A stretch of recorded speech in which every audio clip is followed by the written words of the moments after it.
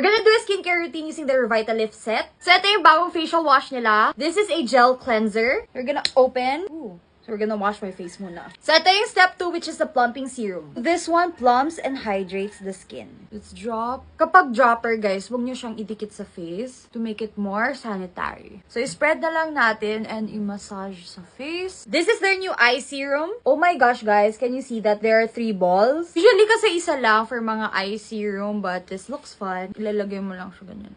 Ooh, that's so cooling. Aside from the under eyes, I love bringing it to the sides. Kasi when you smile, diba, there's like wrinkles there, so light. So yung last step is the cream. I am just gonna let everything dry first before I apply this. For the eye serum, naging tacky lang siya ganyan. Why do I feel like it's working? Char! Agad-agad! So we have the cream. Ayan, we're gonna open her. Sa takip lang tayo kukuha muna. Ooh! Compared sa Glycolic Bright, parang mas gel-like siya. By the way, nasa yellow shopping bag lang siya kung gusto nyo i-try. So that was our routine using the Revitalift set. Yun na guys. Bye!